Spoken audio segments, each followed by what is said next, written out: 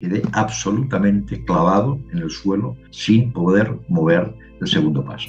Oí unas palabras: te he dado unos dones que hasta el momento has utilizado para ti, no te preocupes, te los voy a seguir dando a ver qué haces. Vi una luz inmensa que se me fue acercando poco a poco, y sentí el amor más profundo que jamás haya podido sentir. De un niño que se subía a la cama y se puso delante mío y entonces me abrazó. Y yo abracé al niño. Y al cabo de estos 5 o 6 segundos, yo mismo dije, bueno, ya está bien. Y el niño hizo ¡pop! A veces no hace falta morir para morir uno en vida y volver a nacer, pasar esa noche oscura del alma.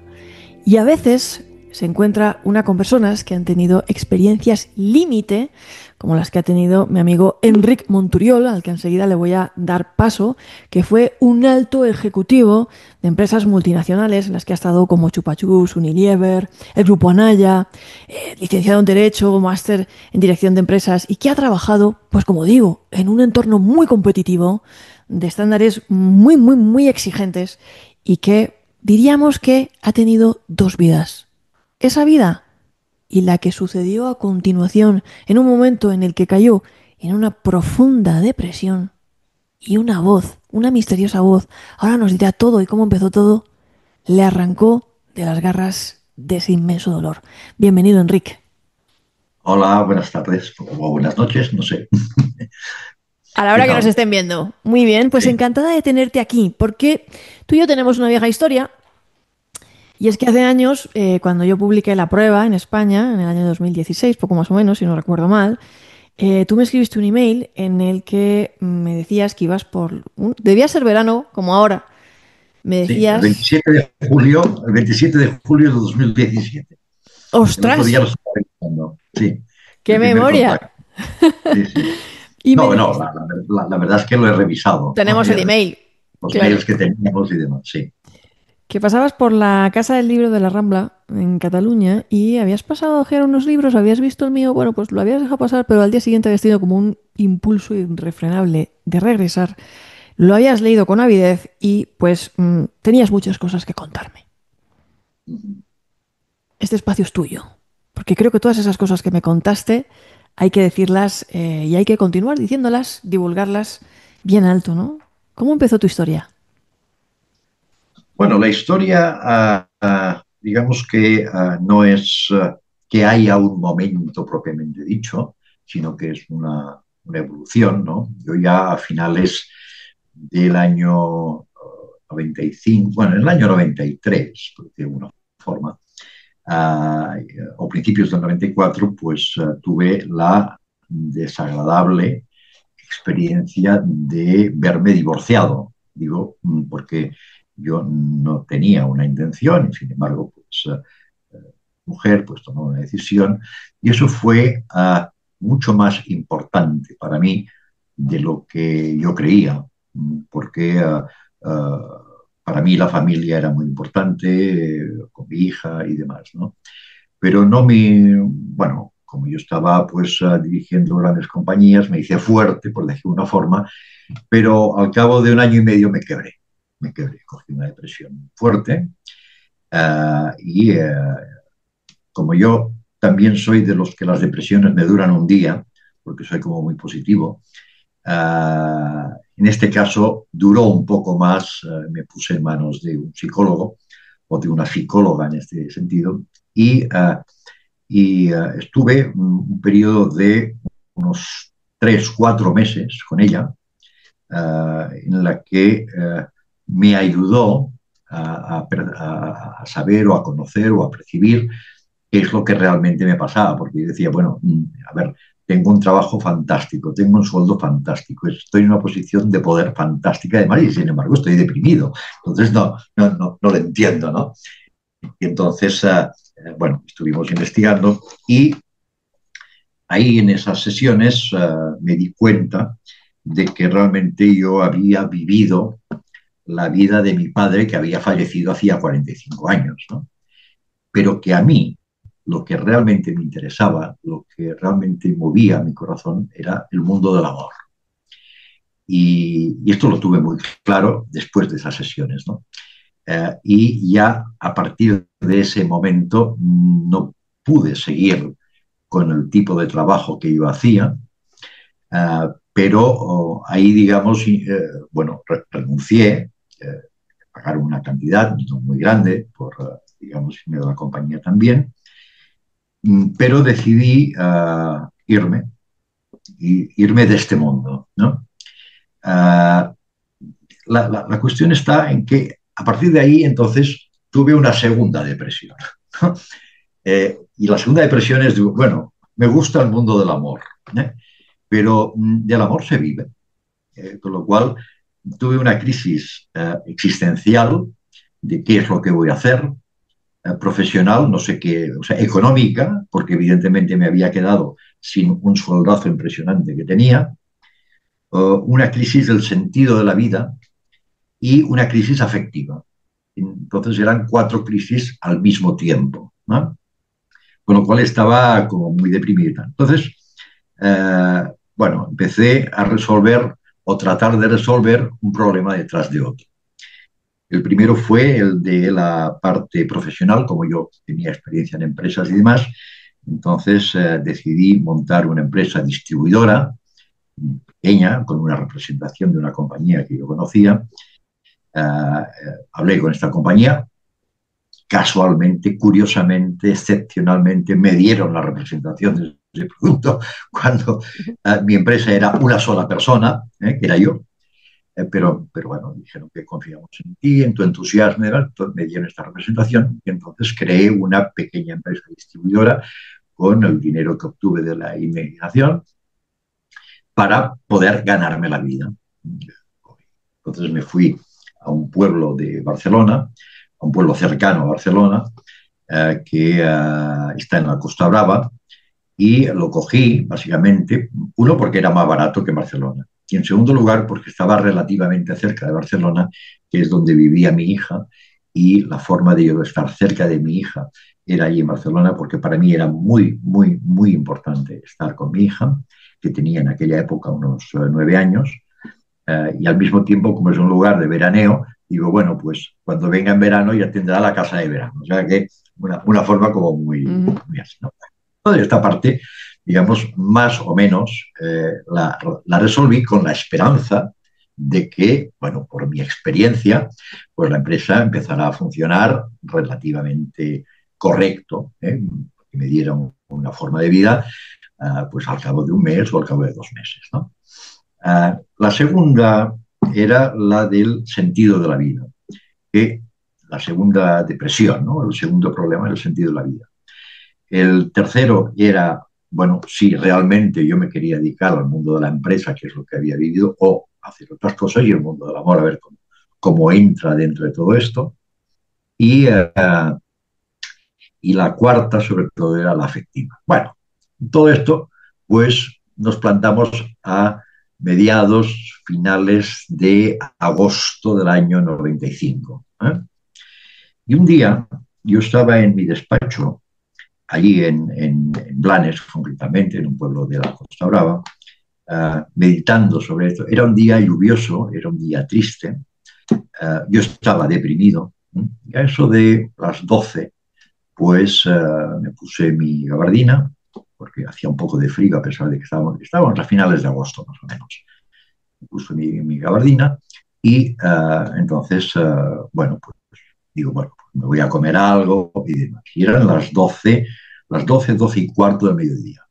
Empecé a andar lentamente, con un chirimiri que caía, y fui andando hasta bueno, al que era mi bar o mi restaurante favorito, que hacían precios económicos en la comida. Y al cruzar una calle que no tenía más de 3 metros de ancho, o sea, es una calle que se puede hacer en 3 pasos. Al dar un paso e intentar dar el otro, en aquel momento me quedé absolutamente clavado en el suelo sin poder mover el segundo paso. Eso, bueno, me sorprendió. O sea, bueno, ¿qué me está pasando? O sea, me quedé parado en medio de la calle, no pasaban coches por una calle muy estrecha. Y en ese momento en el que yo me quedé clavado, noté que como un soplo me entraba por la parte superior de la cabeza, descendió hasta el corazón, porque lo noté, y en el corazón oí unas palabras que no por los oídos, sino que lo oí aquí en el corazón, que me dijeron exactamente: te he dado unos dones que hasta el momento has utilizado para ti, no te preocupes, te los voy a seguir dando a ver qué haces. Entonces, a partir de ese momento, me desmoroné, pues, empecé a llorar y pude seguir andando. ¿Mm? Y volví, bueno, hice los 2 pasos siguientes y demás. Pero evidentemente me fui al restaurante, pues, bueno, con un sentimiento de emoción, llorando. No sabía qué había pasado, ¿eh? Eh, pero bueno, el caso es que estuve luego unos días reflexionando sobre eso.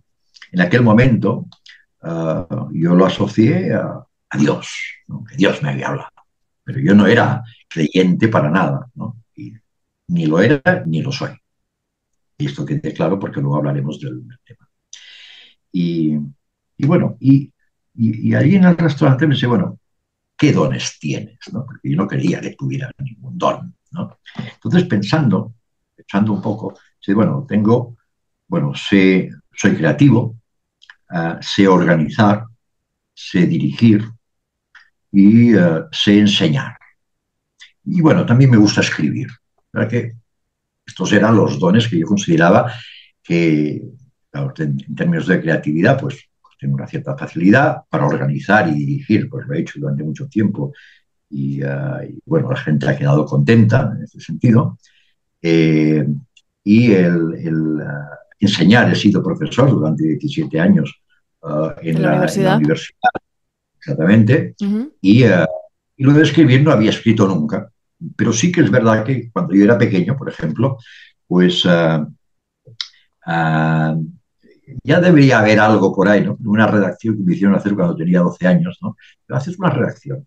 Y yo recuerdo que escribí una redacción, sí, un documento de unas 4 o 5 páginas cuestionándome, esto te estoy hablando aproximadamente del año 64-65, de si en el futuro habrían robots, tendrían alma, ¿no? Entonces era toda una disquisición filosófica sobre todo esto, ¿no? Con lo cual ya escribí esto, pero jamás, nunca había escrito, a pesar de que cuando tenía 17 años, pues hice mis pinitos de periodista, yo quería ser periodista, pero mi padre me dijo, oye, como periodista no te vas a ganar la vida, ¿no? Entonces, como mi padre lo que me enfocaba directamente era pues a ganarme bien la vida, lo que viví la vida de mi padre hasta los 40 años, ¿no? Claro. Bueno, entonces, pensando en esto, dice, bueno, bueno, el mundo del amor, bueno, estos son mis dones y bueno, seguí pensando en eso. Y al cabo de 2 días, mi madre me llama y me dice, oye, ves a ver a tu tía que está muy enferma, eh, entonces quizá pues le gustaría verte y demás. Y entonces la fui a ver. Y era una mujer adinerada que tenía cuidadores las 24 horas del día, Ajá. ¿m? Estaba en su casa y cuando me abrieron la puerta de su casa, cuando llamé, me abrieron la puerta, vi a mi tía corriendo por el pasillo con los brazos abiertos, llorando, y dice, ¡ay, qué desgraciada soy! ¿No? Y yo pensé, ¿cómo me puedes decir que eres desgraciada con el dinero que tienes y las personas que te cuidan y demás, ¿no? Con la cantidad de ancianos que viven solos, sin dinero, sin recursos y sin nada, ¿no? Y entonces ahí fue cuando ¡ping! Se me despertó la bombilla, en el sentido de, claro, todo el mundo se preocupa de los niños, nadie se preocupa de los ancianos. Y entonces dice, este será mi propósito de vida, el de ayudar a los ancianos que están solos y demás, ¿no? Eh, bueno, como soy un tipo práctico, también dije, bueno, primero enterémonos a ver qué es lo que hay, ¿no?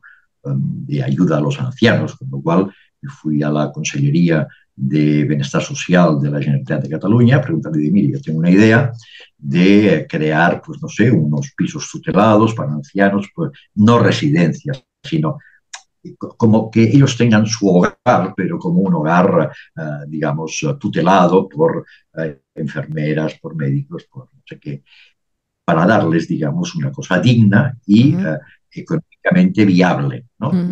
Y ellos me dijeron, no, no tenemos ningún plan, pero hay un cura en la parroquia de Collblanc que está haciendo alguna cosa de este tipo, ¿no? Quizá pues, hable usted con él. Pues me fui a verle directamente. Entonces le expliqué mi historia y dije, mire, he creado una empresa y quiero que los beneficios de esta empresa sean para ayudar a ancianos y demás. Este dato es muy importante porque esto fue en septiembre del año 95. Y entonces él me dijo, mire, yo ahora sí tengo un proyecto, yo ahora en estos momentos no tengo a nadie, digamos, a que ayudar y tal, pero tendré en cuenta su propuesta, ¿no? Okay. Y entonces me volví a hablar, pues contento, decir, bueno, ya tengo un propósito de vida, ¿no? Ya tenía el económico, ya tenía el propósito de vida. Pero todavía quedaba el lado afectivo, ¿no? El lado afectivo, había tenido el divorcio, no tenía a mi hija cerca, mi madre, pues teníamos mis diferencias, con mi hermano, pues tampoco había una relación fluida, no me sentía amado propiamente dicho, cuando para mí era muy importante el amor, muy importante. Y entonces, el día que fui a Girona, como me gustan los libros, vi un libro que me gustó mucho, y ese libro que hablaba del amor decía, nadie puede dar de lo que no tiene. Entonces el amor se va recogiendo como un cestito, como si fuera una hucha. Entonces cuando tienes la hucha llena, tú la puedes ir dando, ¿no? Entonces me di cuenta ahí que la tenía totalmente vacía, ¿no? Entonces dice, ¿cómo puedo dar amor si no tengo, ¿no? Y ahí me desesperé profundamente, pero profundamente. Recuerdo que de Girona a Blanes estuve conduciendo, llorando todo el rato, amargado, o sea, con mucha amargura. Llegué a casa, me estiré en el suelo, pegando puñetazos en el suelo por ese sentimiento de falta de amor. Y bueno, ya cuando ya me desahogué, que fue como una hora y media y demás, ya eran las 9 de la noche, entonces dije, bueno, pues bueno, ahora que ya tal, ya me he calmado, me voy a dormir. Y bueno, entré en la habitación, cerré la persiana de la habitación, cerré la puerta de la habitación, me puse el pijama y me senté en la cama, en el borde de la cama, ¿eh? Y en el momento de plic, hacer así con la luz y cerrar la luz, sentado en el borde de la cama, ahí va, veo que la puerta de la habitación está abierta y que la persiana está abierta. Entonces yo digo, a ver, las acabo de cerrar, ¿no? Y no he oído que se haya abierto. Bueno, pues me levanté, cerré la persiana de nuevo y en el momento de ir a cerrar la puerta de la habitación que se abría hacia afuera, me incliné un poco hacia afuera, con lo cual saqué medio cuerpo en el pasillo y del fondo del pasillo vi una luz inmensa que se me fue acercando poco a poco, y me rodeó. Y sentí el amor más profundo que jamás haya podido sentir, ¿no? Con un calor fantástico, fantástico, ¿no? Lo siguiente que recuerdo de esto, que fue muy vivido y además lo apunté, es estar sentado en la cama con el corazón que me iba a 2000 por hora. Una taquicardia impresionante, ¿eh? Bueno, quedé como un pajarito, ¿no? En la cama, me dormí y al siguiente día, también a la hora de ir a dormir, en este caso, pues cerré la puerta, cerré como siempre, porque yo duermo a oscuras, me metí en el sobre, en la cama, ya con la luz cerrada, y en el momento en el que yo ya cierro los ojos, la cama se me giró hacia la izquierda. Sí, o sea, yo estaba hecho en la cama y de repente se me giró hacia la izquierda, abrí los ojos asustados y entonces vi el cuerpo de un niño, medio cuerpo, de un niño que se subía a la cama, que tenía medio cuerpo, con los pelos, con el cabello rizado, dorado y demás. Y se puso delante mío y entonces me abrazó. Y yo abracé al niño. Y me sentí tan bien, sentí tanto amor, sentí algo que es increíble, por decirlo de alguna forma, que yo dije, qué bien estoy, lo voy a hacer durar, ¿no? Y lo hice durar durante 4, 5, 6 segundos, abrazado a ese niño. Insisto que era de medio cuerpo. Y al cabo de estos 5 o 6 segundos, yo mismo dije, bueno, ya está bien. Y el niño hizo ¡pop! Es decir, no se fue, no, simplemente como una burbuja desapareció. Y era un niño que, digamos, tenía todo un halo dorado alrededor, ¿no? Bueno, ¿para qué te digo que volví, el corazón pues me iba a 2000 por hora? ¿Qué ha pasado? ¿Qué pasó anteayer? ¿Qué pasó el otro día? ¿Qué ha pasado ahora? Esto, pues, bueno, me tuvo totalmente loco. Con lo cual, entre octubre y diciembre del año 95, me leí 90 libros. De todo. De todo, porque te estás volviendo loco, estás deprimido, es un trastorno mental transitorio, ya sabes, ¿no? Entonces me leí psicología, me leí Nuevo Testamento, me leí libros de filosofía, libros sobre el amor, de autoayuda, de todo, ¿no? Y entonces llegué, después de estos 3 meses, y ya te digo, fue a libro por día, ¿eh? O sea, yo no iba a trabajar, yo tenía mi empresa, pero no me dedicaba a vender el producto que tenía que vender, ¿no? A pesar de que tenía 2 vendedores a los que pagaba para que me consiguieran pedidos. Esto ya y entonces, a finales del mes de diciembre, llegué a una conclusión. Y la conclusión fue, mira, esto va de la siguiente manera. Hay un punto, que de este punto sale una flecha para la derecha y otra flecha para la izquierda. La flecha para la izquierda es temporal, es sufrimiento. La flecha para la derecha es eterna, es amor, es felicidad. Con lo cual, como soy un tío práctico, dice, me cojo la de la derecha, porque si es eterno y es la felicidad, pues a pesar del precio que hay que pagar por eso, en lo terrenal. Es decir, no, pero yo no me voy a ir por el camino terrenal, sino que me voy a ir por el otro. Y fue una decisión que tomé, ¿no? Me pasó una cosa muy curiosa, y es que durante 3 meses de tener ese sentimiento perdí absolutamente la libido, por ejemplo. Ajá.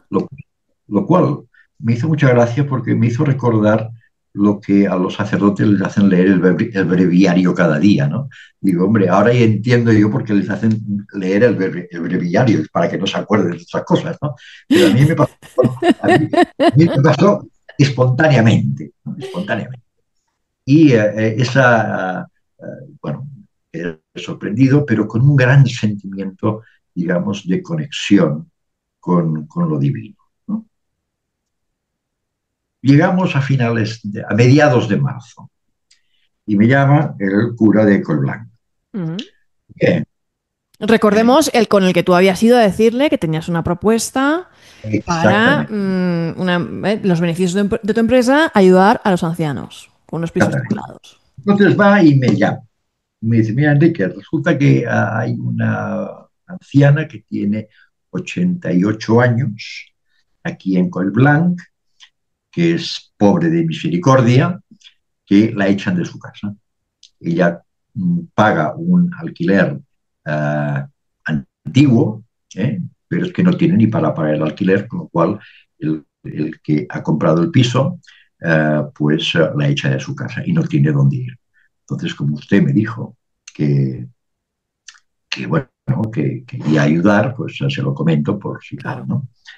Y entonces yo le dije, bueno, a ver, yo le dije que los beneficios de mi empresa iban a ir destinados para eso, es decir, que mi empresa apenas ha arrancado y no solo no ha arrancado, sino que llevo 9 meses, y no he vendido nada, nada, pagando a 2 vendedores durante 9 meses, pero todavía no he hecho ni un pedido, ni uno. Entonces yo empecé con una cantidad, y concretamente te puedo decir que en aquella época eran 6 millones de pesetas, y después de los 9 meses me quedaban dos. Y eso Era una es empresa todo. era una empresa de galletas, ¿no? Creo recordar. Galletas, De galletas. exactamente. De galletas. Una empresa de alimentación que vendía galletas. Ujú. Entonces, durante 9 meses, o sea, julio, agosto, septiembre, octubre, noviembre, diciembre, enero, febrero, marzo, casi 9 meses, no vendí ni una galleta, ni una. Pero sí que estuve pagando a mis 2 vendedores durante ese tiempo. Con lo cual, de los 6 millones iniciales me quedaban dos. ¿Mm? Y eso era todo, todo lo que yo tenía, incluidos pues mis gastos, los gastos de mi hija, bueno, me quedaban 2 millones. Y claro, tú puedes imaginarte que cuando tienes experiencia y demás, te crees que en 2 meses vas a empezar a vender galletas y que en 9 meses no has vendido una galleta, pues claro, te hace dudar de ti mismo, ¿no? En ese sentido. Pero bueno, yo seguía insistiendo. Entonces yo le dije, mire, es que yo dije los beneficios de mi empresa, pero es que todavía no tengo beneficios, ¿no? Y entonces él me dijo, bueno, claro, es que ella en función de la renta que está pagando, del alquiler que está pagando, un piso que vale 8 millones de pesetas le saldría por 2 millones de pesetas, ¿no? Por el derecho de tanteo, Claro. por el derecho de que es, ¿no? Porque ya tiene derecho a comprarlo en función del alquiler que estaba pagando, ¿no? Ujú. Pero ella no tiene el dinero. Y yo le dije, mire, 2 millones es todo lo que yo tengo. Yo no puedo darle los 2 millones de pesetas porque es que me quedo sin nada, sin ningún ingreso, ni poder pagar a vendedores, ni nada. Y entonces él me dijo, bueno, sí, pero me puede ayudar a encontrarlos, porque todavía tenemos 15 días, un mes para hacerlo. Y dije, sí, eso sí, evidentemente. Vale, vale, pues entonces nos hablamos dentro de 15 días y tal. Bueno, estuve mirando y tal, no hubo manera. Y el 30 de marzo de 1996, a las 9 de la mañana, me llama el sacerdote y me dice, Enrique, ¿ha encontrado los 2 millones? Digo, no, ¿y usted? Dice, tampoco, pero mañana vence el plazo. ¿Mm? Y, y entonces me quedé en silencio, ¿no? Y yo había leído, dentro de esos 90 libros que había leído entre octubre y diciembre, yo había leído una frase que me impactó mucho y es, se da lo que a uno le falta, no lo que a uno le sobra. ¿Mm? Y tuve clarísimo, clarísimo, que se me estaba poniendo una prueba. Muy claro, lo tuve, la prueba, como tú dices, ¿no? Y de 9 a 12, de 9 a 1, estuve llorando, maldiciendo a Dios y a la madre que le parió, o sea, maldiciendo a los santos. ¿Qué prueba me has puesto? Es imposible, quieres que renuncie a todo, ¿cómo va a quedar mi hija? No voy a poder hacer nada en mi vida, no voy a poder hacer nada. Bueno, ya te puedes imaginar, Sí, claro. 3 horas con una tensión brutal, ¿no? Una lucha contigo mismo. Una lucha conmigo mismo y, bueno, con los que dirigen Ujú. la cosa. Pero a la una me vino una reflexión que dije, bueno, ella tiene 88 años, yo tengo 42 años. Tengo una vida por delante que voy a saber cómo puede ser, pero esta mujer está clarísimo que no puede quedarse en. Entonces, contra mi razón, llamé al cura y le dije, ¿quiere los 2 millones? Pues mañana le traigo los 2 millones para que esta mujer no se quede sin piso y que sea lo que Dios quiere. Esto fue a la una. A las 2, bueno, y después de esto, entonces él me dijo, gracias, bueno, mañana lo hacemos. Y a las 2 me fui a comer hasta las 3. Y a las 4, cuando llegué al despacho, todos fueron pedidos por valor de 8 millones de pesetas. Qué Y esto, fuerte. después de 9 meses de no haber tenido ningún pedido. Qué fuerte, eso me parece muy fuerte. Recuerdo además cuando No, me lo contaste, muy, muy fuerte, muy fuerte, muy fuerte. muy fuerte. Y, y entonces, bueno, para qué decirte que yo me quedé impresionado, ¿no? Desde las 4 hasta las 8 de la tarde, clientes llamando, como bueno, pidiéndote el producto. Supongo que, evidentemente, fruto de la labor de los vendedores durante los 9 meses anteriores, pero bueno, justamente aquella tarde, a las 4 de la tarde, cuando ya había dado dos, se me devolvieron 8. Y, pero como no soy una persona creyente, yo dije, aquí yo he hecho algo que no sé qué es lo que he hecho, pero eso lo voy a investigar. Y eso Ajá. fueron los 3 años de investigación que sigo investigando, pero bueno, pero en otro camino, los 23 años de investigación de cuál es la relación de causas y efectos Ujú, que ocurre, qué son los milagros, qué es la religión, qué es... ujú, Y esto es en esencia lo que el libro explica. O sea, el libro explica en el capítulo 1, 3 y 5 mis historias para hacerlo un poco más ameno, y en el capítulo 2 y en el capítulo 4 hay como una concreción ujú. sobre todo lo que se ha escrito en filosofía y religión, y en el 4 todo lo que se ha escrito sobre ciencia. Y luego hay un capítulo de conclusiones. Déjame que Conclusiones. comente, que le recuerde a la audiencia, porque no sé si además me he despistado y no lo he comentado, que hable de tu libro, El aprendiz y los maestros del gremio, que además está en la editorial de Tramé. Lo pueden encontrar ustedes en cualquier, bueno, pues en Amazon es súper fácil, si están ustedes en América Latina a través de Busca Libre, si leen ustedes en digital también, yo ayer lo compré también en digital, aunque yo ya había leído un borrador inicial tuyo cuando yo era coordinadora de la editorial Odeón, que en ese momento, bueno, pues por cuestiones de línea editorial, que tampoco pudo ser. Lo cierto es que me quedé un poquillo ahí con la espinita, pero todo esto que estamos hablando, tú pues lo sistematizaste y lo volcaste en este libro, edición del 2019. Pues contando todo, ¿no? Ese viaje de despertar y todas tus investigaciones, ¿no? Esos 23 años, esas más de 2 décadas de investigación diciendo, bueno, ¿esto qué es? ¿Qué Bueno, hacemos aquí?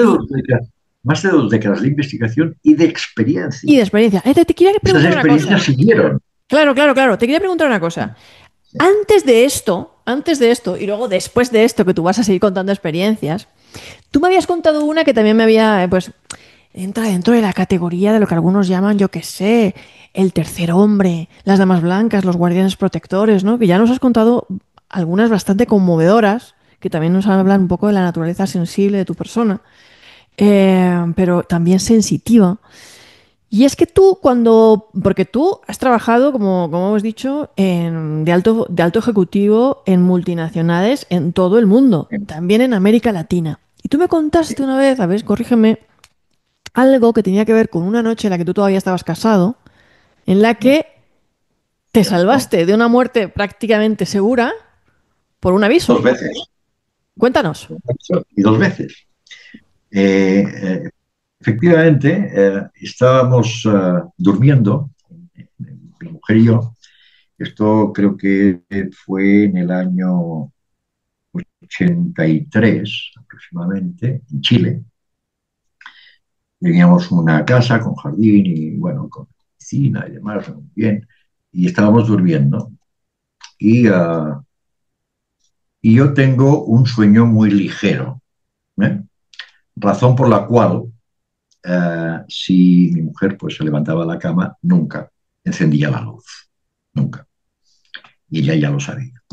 Pero esa noche ella, a eso de, no sé, a la 1 o las 2, no recuerdo muy bien, se levantó de la cama y encendió la luz de la mesilla de noche. En ese momento en que ella encendió la luz, que yo estaba dormido, recibí como un flash, como si me hubieran hecho una foto. Y ¡pah! Levanté los ojos, o sea, abrí los ojos como si fueran las 12 de mediodía, sin ningún tipo de... No, no, como si hubiera estado despierto a las 12 de mediodía. Y entonces la vi dirigirse hacia el baño, y en el momento en que abrió la puerta del baño, al trasluz, gracias a que tenía la luz encendida, en la habitación, al trasluz pudo ver a una persona que se estaba metiendo por la ventana del baño, que daba directamente a nuestro dormitorio.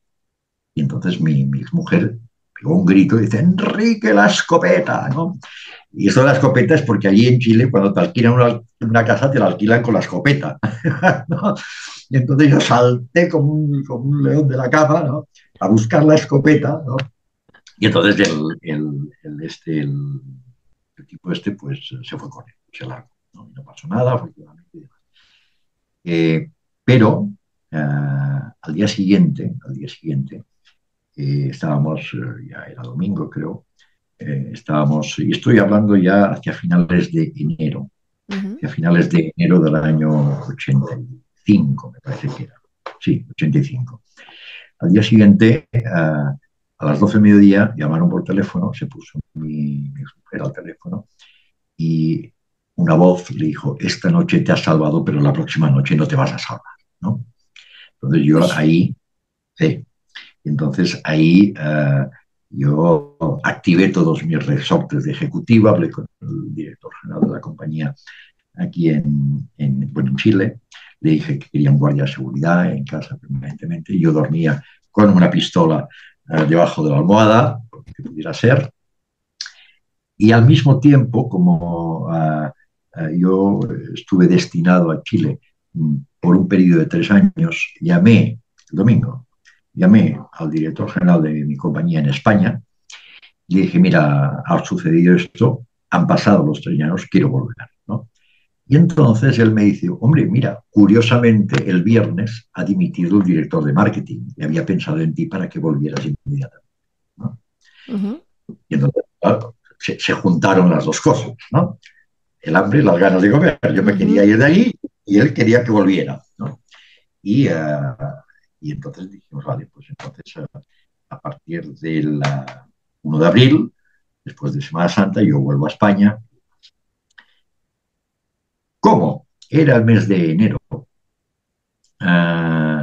Y ya a partir de aquel momento yo tenía que marchar de la compañía y tenía que dejar a un sucesor, yo estaba director general de la compañía en Chile, uh, era el inicio del verano chileno. Ya habíamos alquilado una casa en Valparaíso para el verano, ¿no? Que iba de finales de principio de marzo a finales de Ujú. marzo, ¿no? Y entonces ya la teníamos alquilada. Entonces le dije a mi mujer, mira, nos vamos el 1 de abril, yo tengo que preparar a una persona aquí, no nos podemos ir de vacaciones. A lo mejor es que suprimamos, o sea, eliminemos o cancelemos la reserva que hemos hecho en la casa para, para este mes, para el mes de Ujú. marzo, y como el mes de agosto aquí, ella estuvo de acuerdo, entonces cancelé la reserva y el 30 de marzo era el último día de vacaciones, yo estaba en Chile. El 30 de marzo hubo un terremoto en Chile, con una escala 7 aproximadamente, y aquella famosa casa se vino colina abajo eh, Dios. por, por Valparaíso, en Wow. Valparaíso. Y se vino Dios. colina a las 6 de la tarde, que nos hubiera cogido ahí. Por eso te digo que me salvó 2 veces. Sí. Una, hay toda una serie de coincidencias que yo al final no son coincidencias, ¿no? O sea, son otras cosas que si tenemos más tiempo, pues Sí, claro.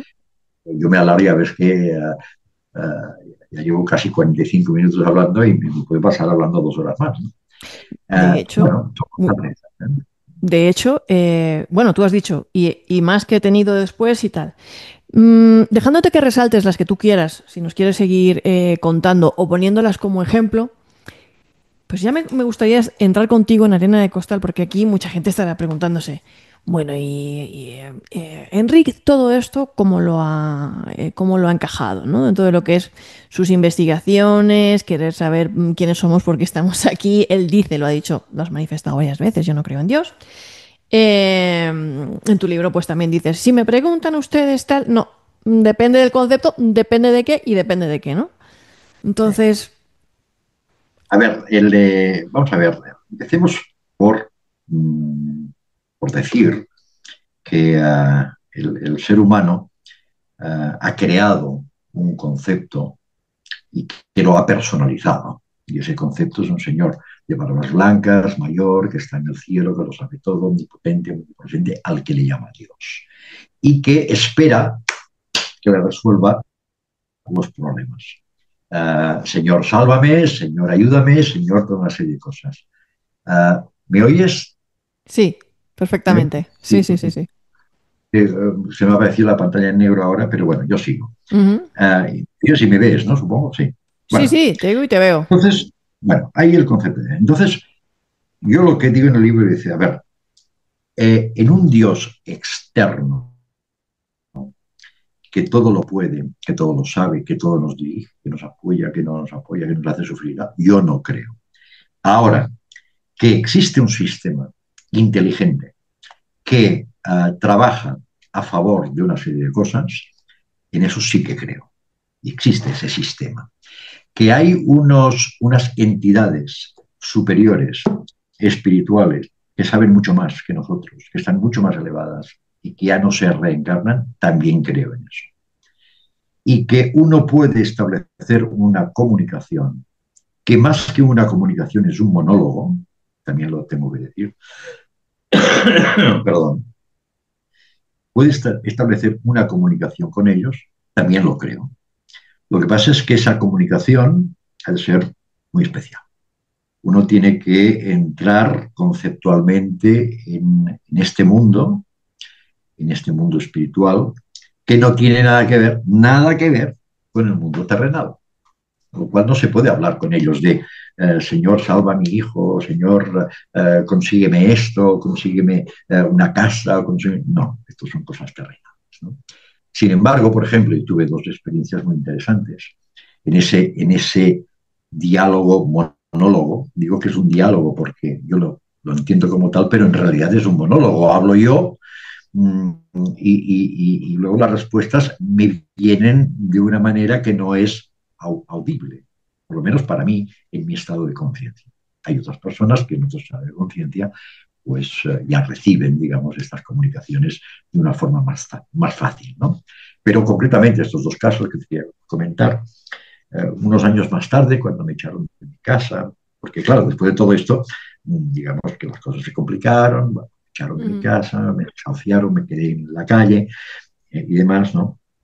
Lo pasé mal, pero bueno, luego las cosas se fueron solucionando, no por mi intervención, sino que se fueron poniendo en lugares que se tenían que ir poniendo en el momento adecuado y, y hubo un momento en el que yo estaba tan ansioso, tan tenso, que una noche dice el señor, o maestro, yo le llamo maestro, ¿no?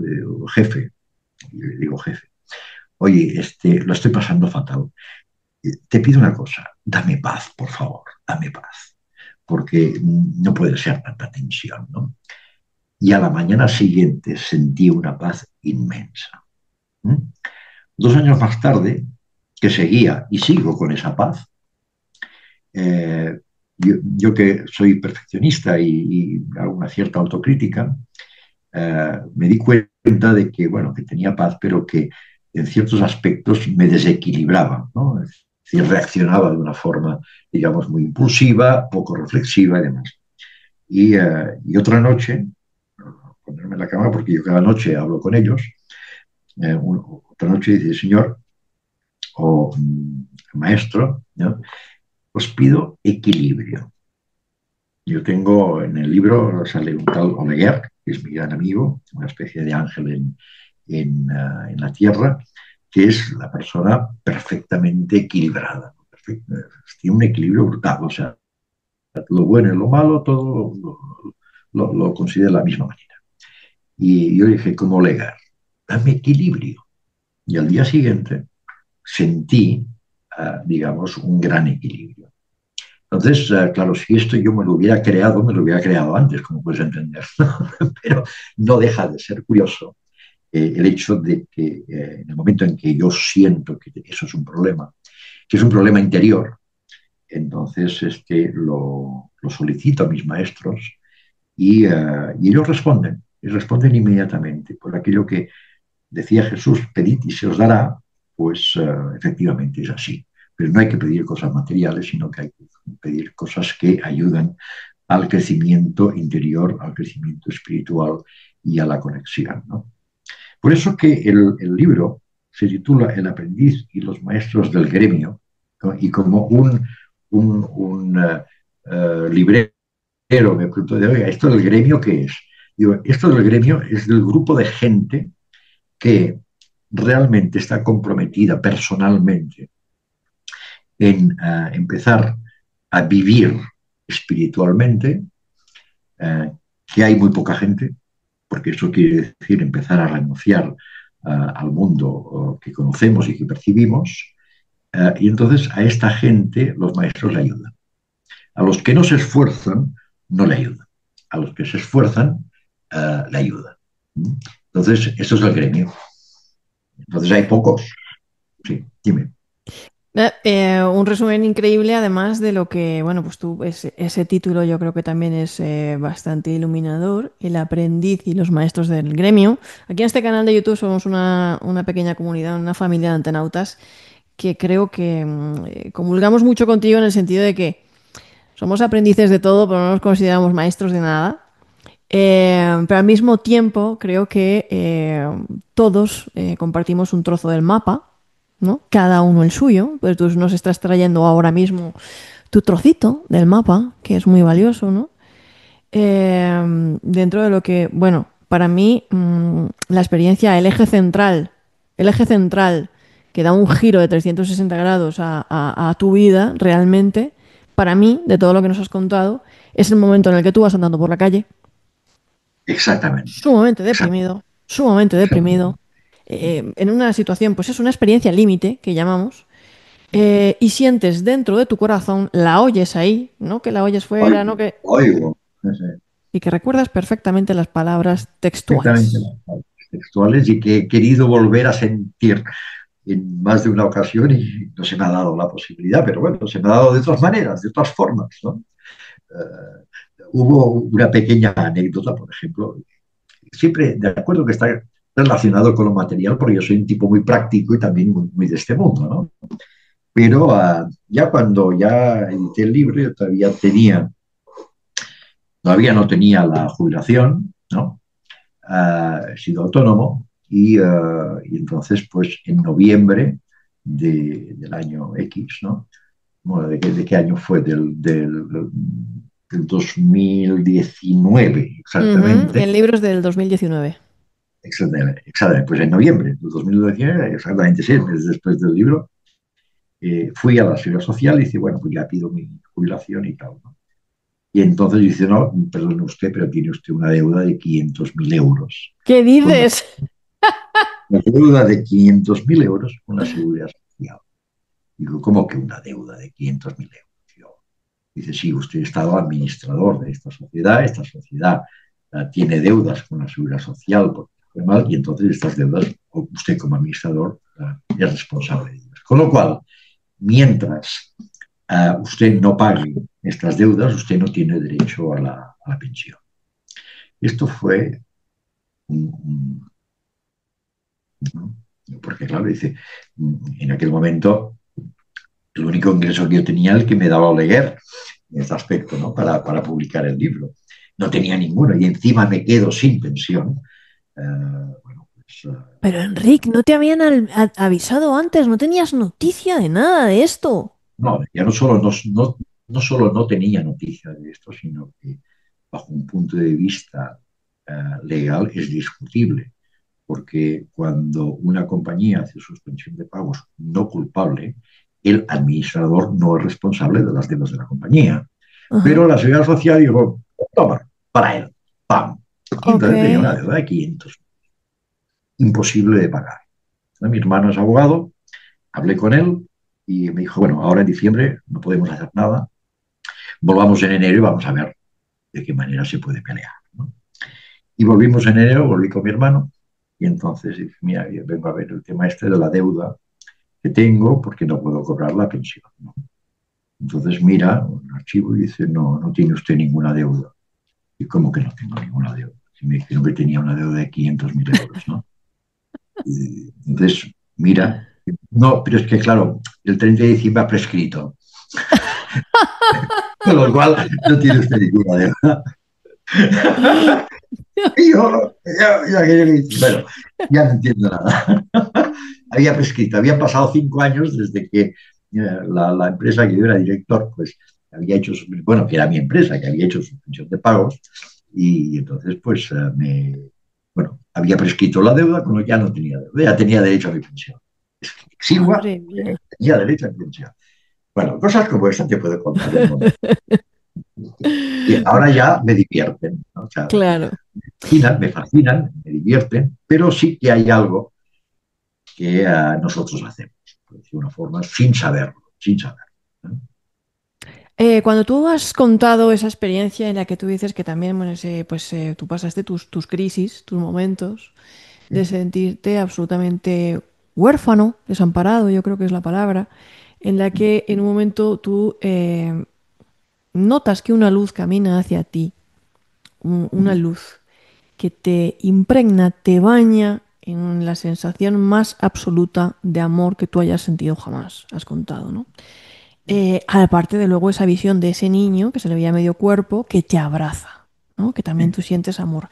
Enrique, como sabes, tú lo sabes, estas experiencias son muy parecidas a las que han experimentado soldados en la primera línea de frente de batalla en situaciones muy críticas, montañeros que se han perdido, niñas que se han perdido en el bosque 3 noches bajo cero y las han encontrado que están en perfectas condiciones y decían que una señora vestida de blanco muy luminosa les daba calor y la cuidaba o le daba de beber agua y se parece a una experiencia cercana a la muerte, como las que pues personas que han tenido un paro clínico o lo que sea, dicen que han tenido en ese preámbulo de la muerte o antesala de lo que algunos consideran el más allá. Este es un concepto cultural también, lo digo con mucha prudencia porque es un concepto cultural, lo que la gente entiende por el más allá, y que abre la puerta al campo de, bueno, pues si existe la conciencia no local y todas estas cosas.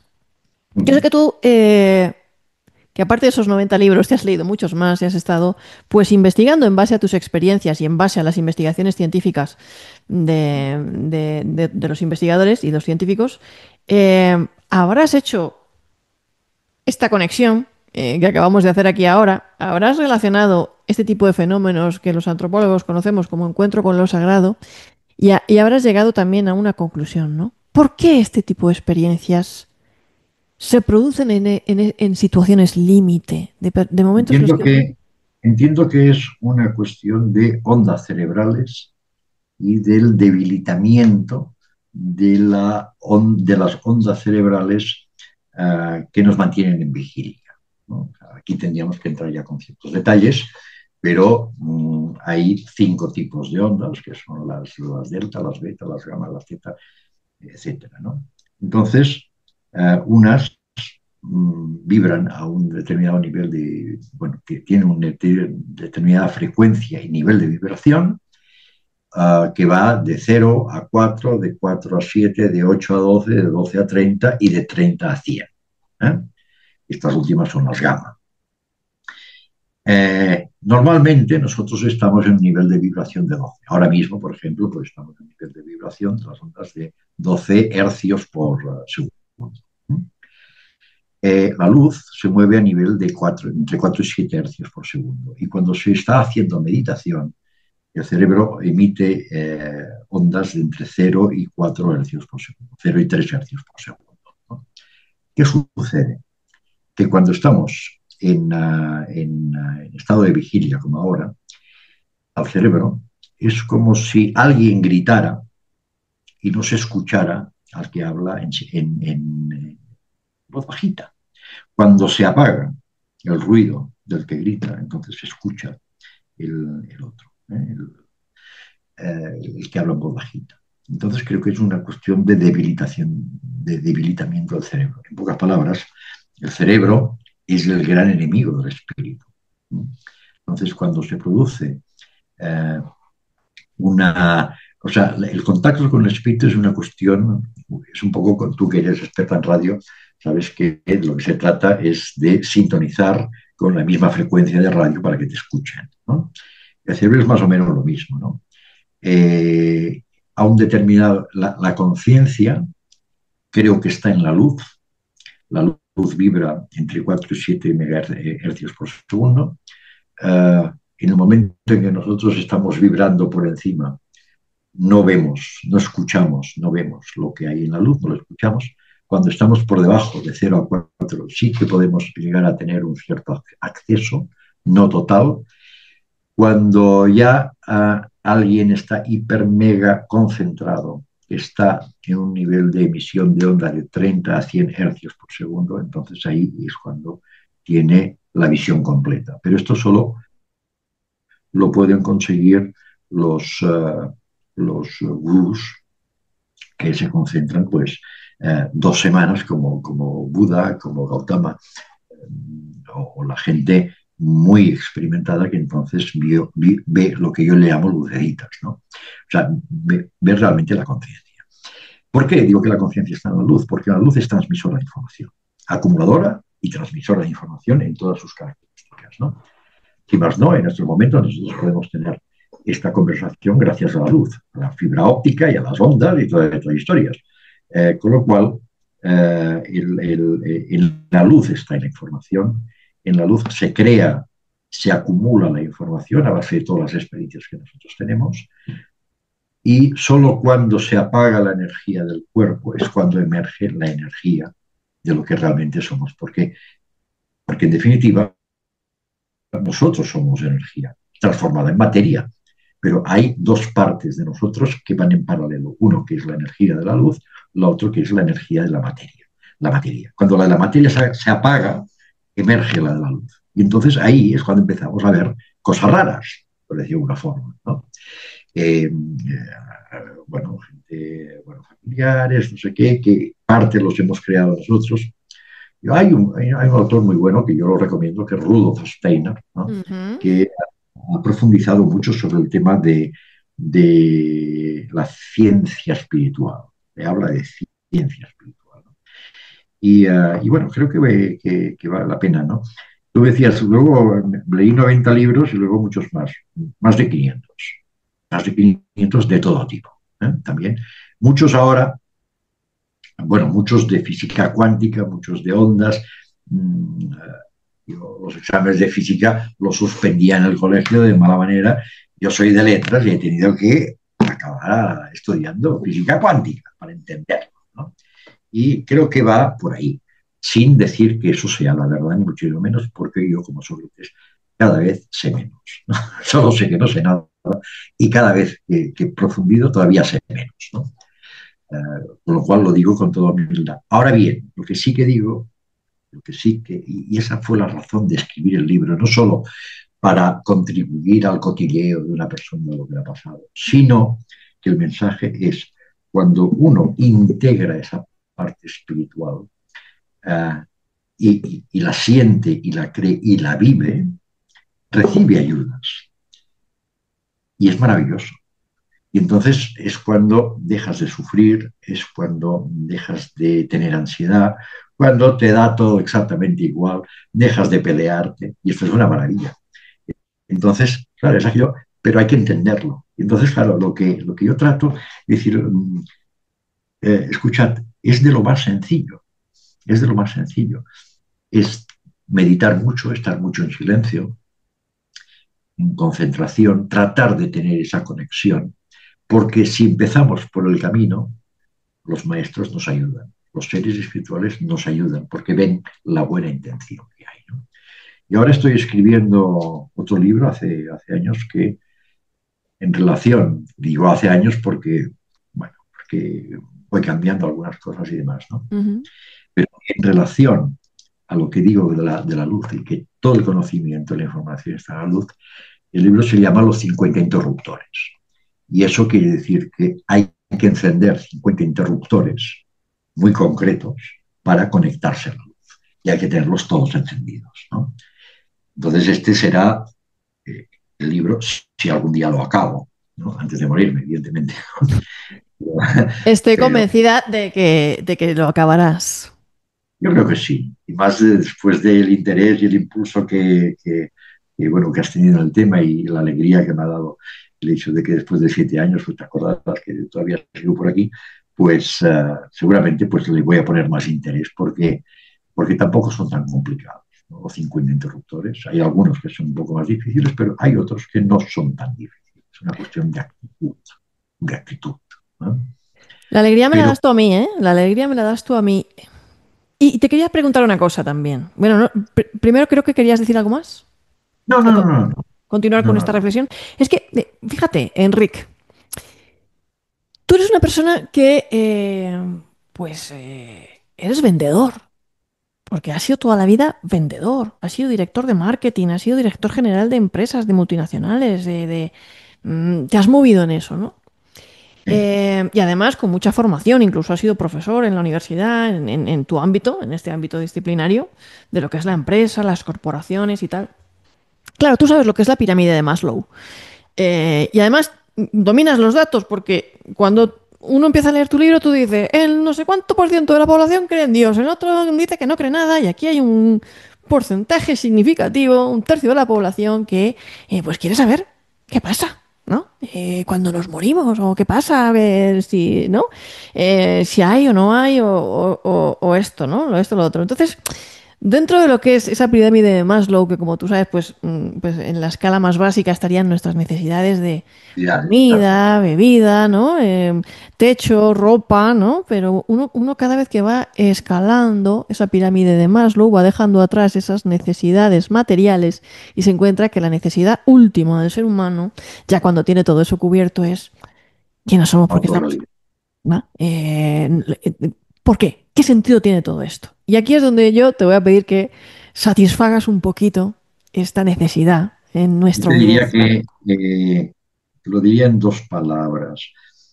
La primera es en la definición de lo que yo he leído y creo y participo plenamente en el concepto de lo que es el amor.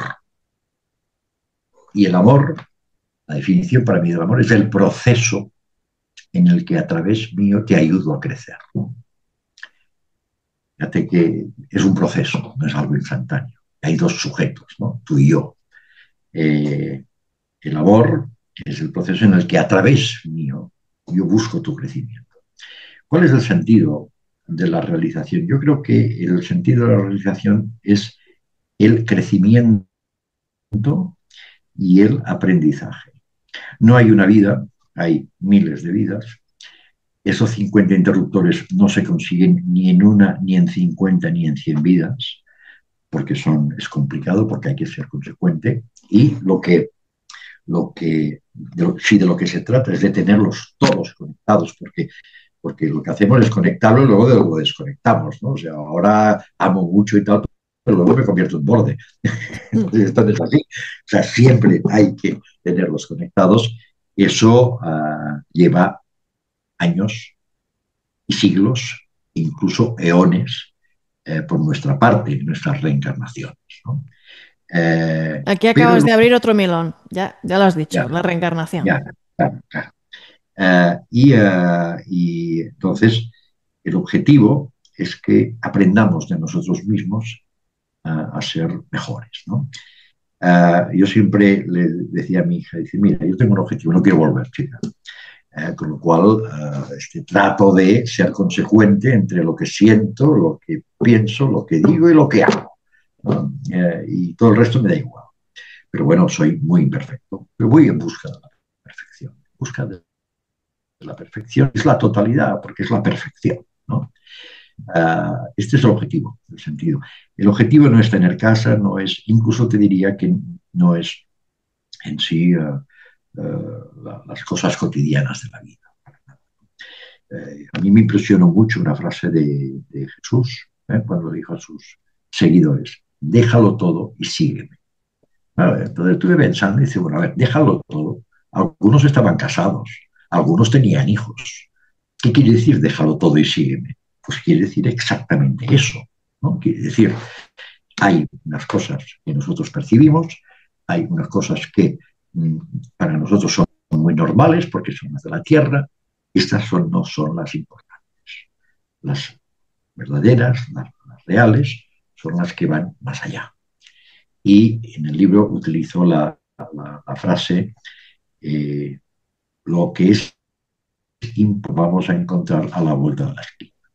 Entonces, como si recorriéramos una calle y a la vuelta de la esquina, que es cuando morimos, nos vamos a encontrar otra realidad, que no es que sea nueva, ha corrido en paralelo con nosotros, porque además esa otra realidad es paralela, solo que hay una fracción de ondas que no nos la dejan ver, pero está ahí, ¿no? Entonces, simplemente cuando morimos por up, este, se acaba la energía del cuerpo, pero sigue la otra energía que perdura en ese sentido, porque somos esa parte interna, ¿no? Claro, desde que estamos aquí, que lo percibimos, pues bueno, pues a casa, las vacaciones, el TikTok, el no sé qué, nos lo pasamos a más de bien, plum, plum, plum, plim, plim, plim. Pero chicos, a la vuelta de la esquina nos vamos a encontrar con la auténtica realidad. Y a la vuelta de la esquina nos vamos a encontrar que nos quedan a lo mejor pues 70, 80 vidas más, porque no hemos sido capaces de a lo mejor encender uno o dos de los interruptores, ¿no? El objetivo final es no volver, es quedarse ahí arriba, es convertirse en lo que Merva le llama el maestro perfecto, ¿no? Pero no está al alcance de todo el mundo. El mismo Steiner pues, nos dice, esto no es sencillo, esto es como si el discípulo entrara el primer año de la universidad y es una universidad, o sea, una universidad que dura como mínimo 10 años. Entonces hay que aprenderse todas las asignaturas para llegar, digamos, a tener la primera sensación sensible, por decirlo de una forma. Bueno, a alguien se le da, o a lo mejor por sus vidas anteriores, pues ya ha acumulado ese karma positivo, a alguien no se le da, a alguien le cuesta, o a lo mejor te encuentras pues a personas que jamás lo aprenderán, ¿no? Pues es una lástima, porque si supieran el contenido un poco de cómo funciona todo, pues se esforzarían un poco, ¿no? La vida es un videojuego, muchas veces para mí, a mí que me gustan los videojuegos. Bueno, mi madre siempre decía que el amor estaba a la vuelta de la esquina. Sí. Y me has recordado un poquito el tema con lo que es la realidad. Gracias, Enrique, por tu sabiduría, por compartir este rato con nosotros, por este regalo que nos has hecho tan bonito de compartir con nosotros, pues, tu viaje, porque esto es un viaje, lo que nos has contado.